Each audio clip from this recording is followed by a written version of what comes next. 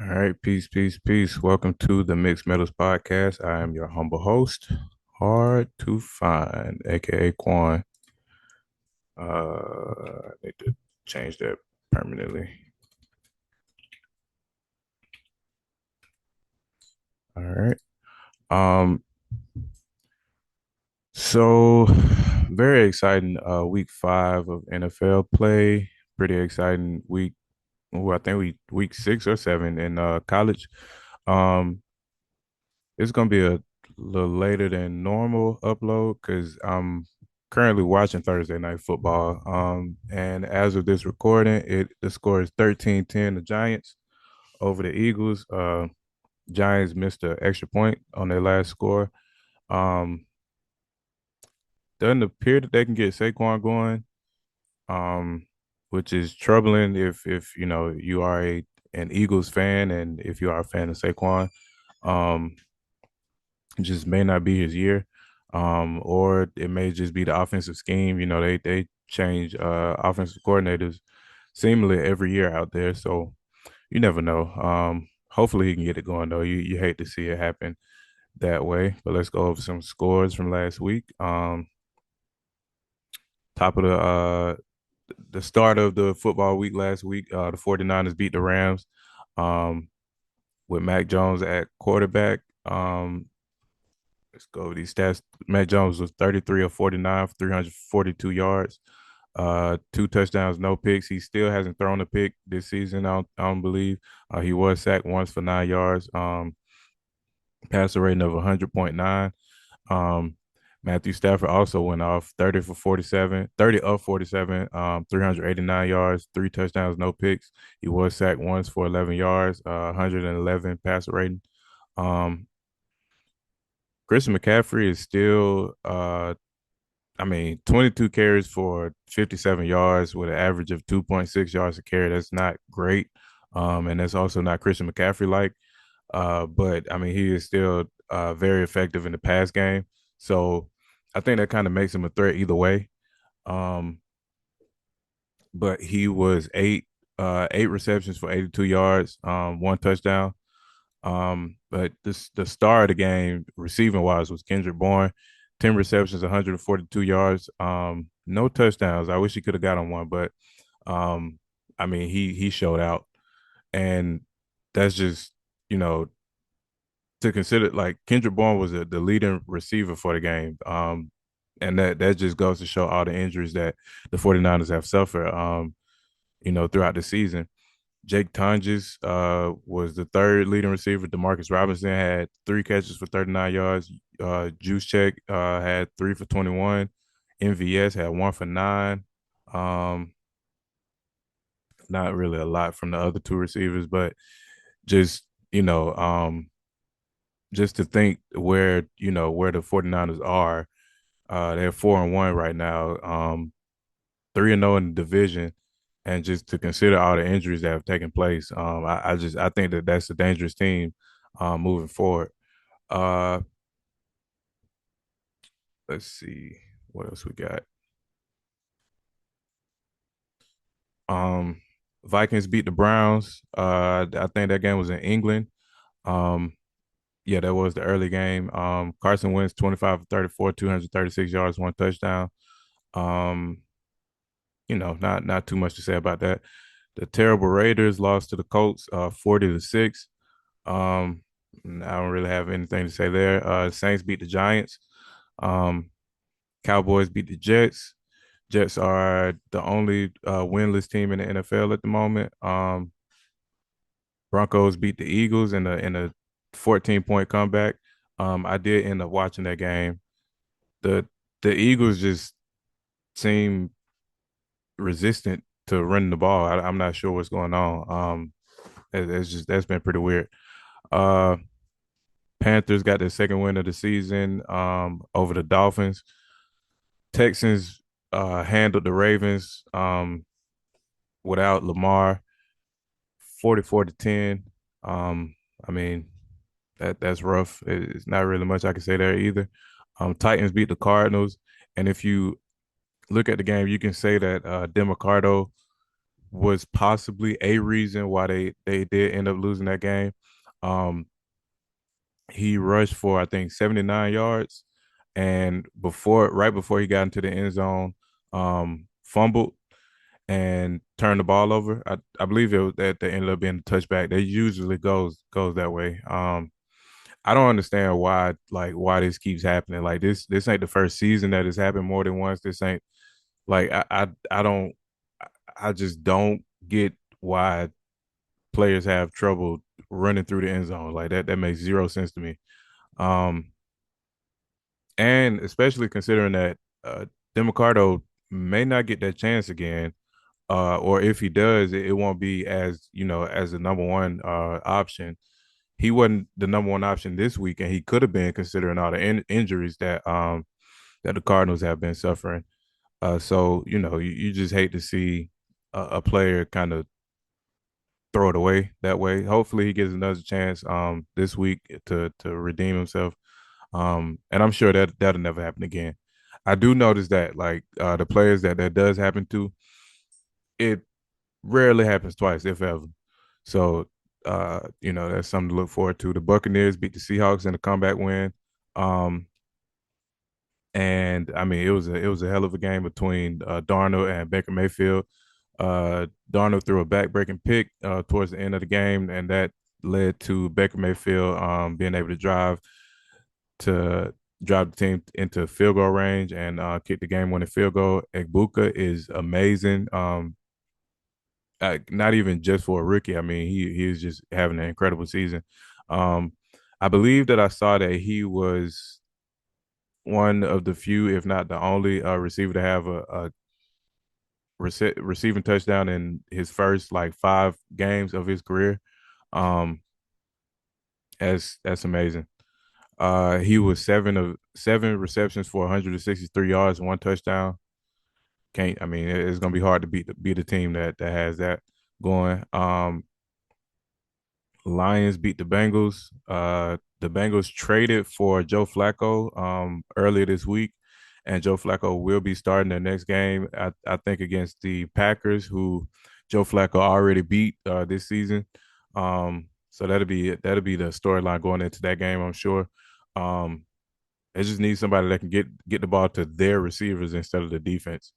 Um, because Jake Brown has been having a rough go at it. The Commanders beat the Chargers. The Chargers seem to be going backwards a little bit.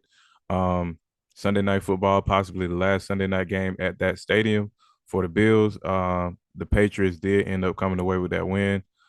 Drake May played an incredible game, 22 of 30 for 273 yards. He didn't throw any touchdowns, but he put the team where they needed to be. Stephon Diggs had a throwback game, 10 receptions for 146 yards. You kind of knew, you could kind of see it in his eyes before the game that he had, he was on a mission. Um, Chiefs went down to Jacksonville and lost to the Jaguars 31-28. Chiefs had a 14-point lead and coughed that up and lost the game. Pat Mahomes threw a pick six, 99-yard pick six.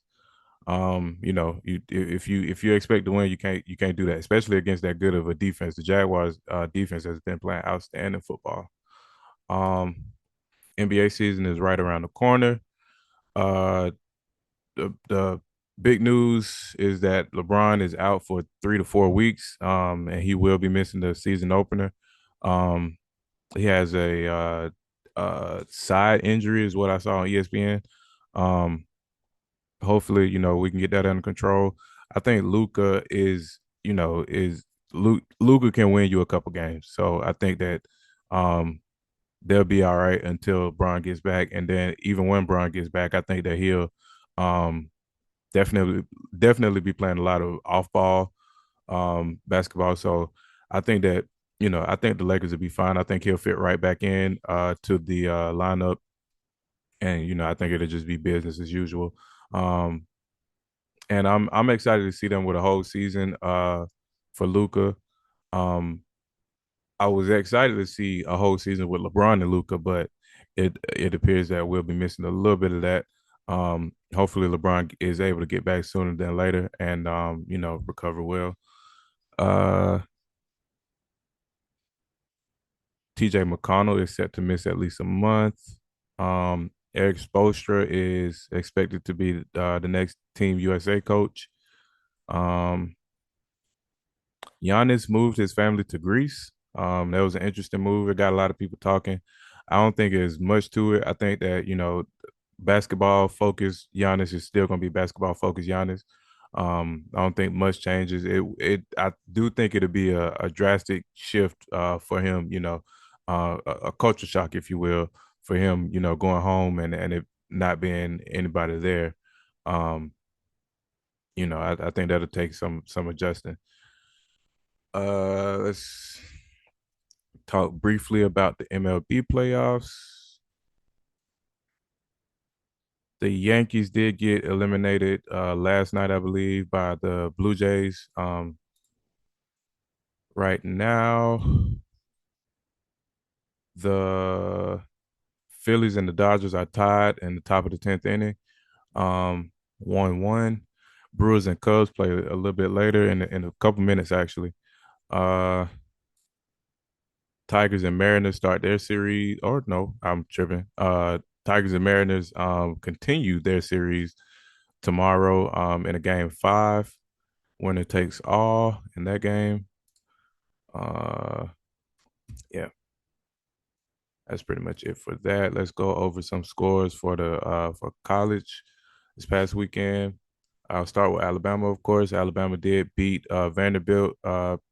They pulled away at the end. It was pretty close. It was nip and tuck there for a minute, but uh, when you look at the game and you realize that those 14 points that Vandy scored were the only 14 points, for the whole that the 14 points that they scored in the first half was their only 14 points. They were not allowed to score in the second half.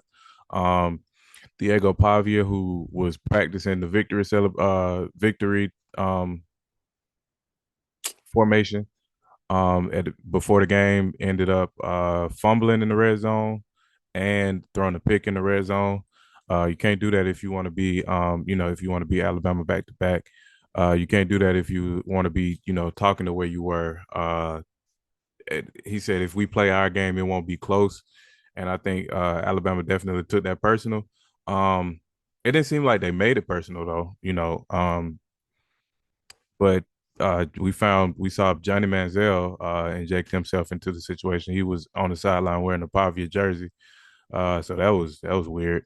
But other than that, is on to the next one. Alabama plays Missouri this week. On the road, they play an undefeated Missouri with two really good running backs. So this is just the next test. Um, and there are no days off in the SEC. And I think we'll see that more and more moving forward, especially with the 9-game schedule. Um, so let's get to that. BYU did end up being West Virginia. West Virginia is looking bad this season. BYU is they were number 23. They are undefeated right now, 2-0 in the Big 12. Ohio State put a whooping on Minnesota, 42-3. Miami beat Florida State 28-22, and one would think that the game wasn't that close, but I mean, uh, Florida State scored 19 points in the fourth quarter. Uh, I just think that's interesting. So far this season, Miami has hung their hats on defense, and that defense allowed 3 points through the first 3 quarters, and then allowed 19 points in the fourth. Um, I think if you bring that kind of play to the playoffs, you'll get beat easily. So we'll see what happens with that. Oklahoma beat Kent State. That's not even worth talking about. It was 44-0. Texas A&M beat Mississippi State. Mississippi State's only 2 losses are in the SEC. That final score was 31-9. UCLA handed Penn State a second straight loss. Penn State went from number 7 to unranked. I'm gonna get back to that a little bit later.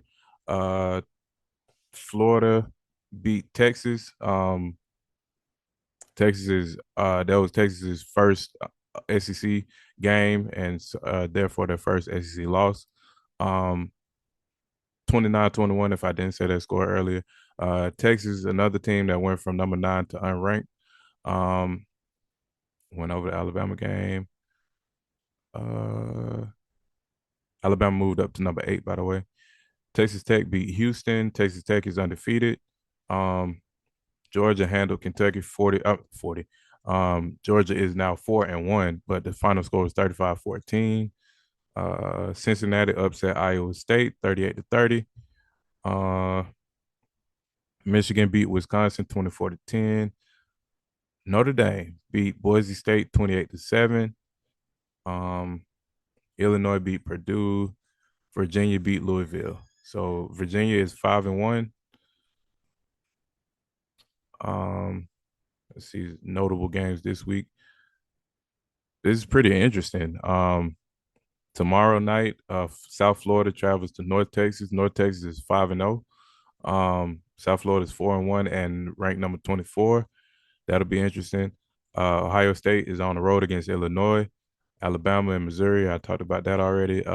Pitt plays number 25 Florida State. Um, Indiana plays Oregon, battle of undefeated Big Ten teams. I will see who comes out with that one.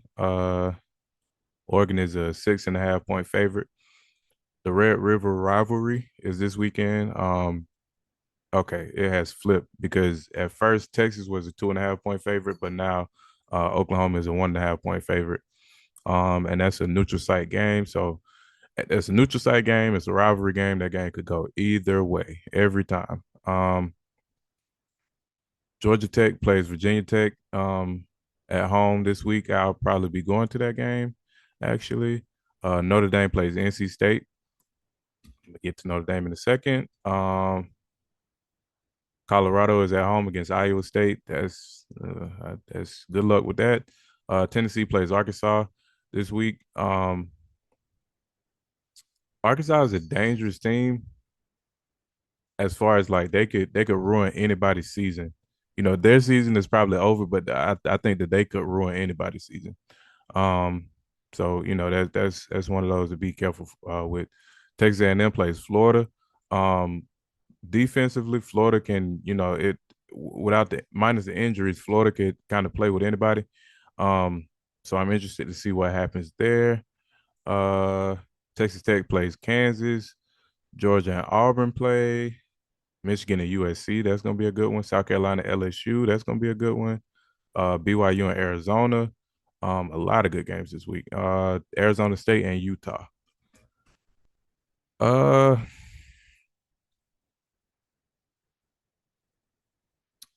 that's pretty much. Let's see this. Um, the Aces are up 3-0 in the 3-0 in the WNBA finals. I think this is the first time that the WNBA finals has gone to 7 games. Um, so that's pretty cool. It would be over by now if not. Uh, and Satu Sabali has a concussion and is out for game 4. That's gonna be a big blow to the Mercury. I think I see the Aces going ahead and closing that series out. Um, NHL starts this week. Has started, I guess. Let's see. Uh, so I guess yeah, opening day was Tuesday. Um, and I only follow the Red Wings. Red Wings are currently getting whooped 5-1 against the Canadians. I'm not really gonna go over any other scores there. I do believe that is all. Um, at this moment, the Eagles came back and are up 16-13 with the ball. 6:56 left in the half. So that's pretty interesting. We'll see what happens there. And yeah, well, 17-13 now. They scored a touchdown, I guess. Um, I believe that's it for the week. Um, like I said, I will hopefully be going to that game Saturday. I want to go see uh one battle after another this weekend, so hopefully we can do that. Um, other than that, I will see you guys next week. I hope all is well. I love you. Peace.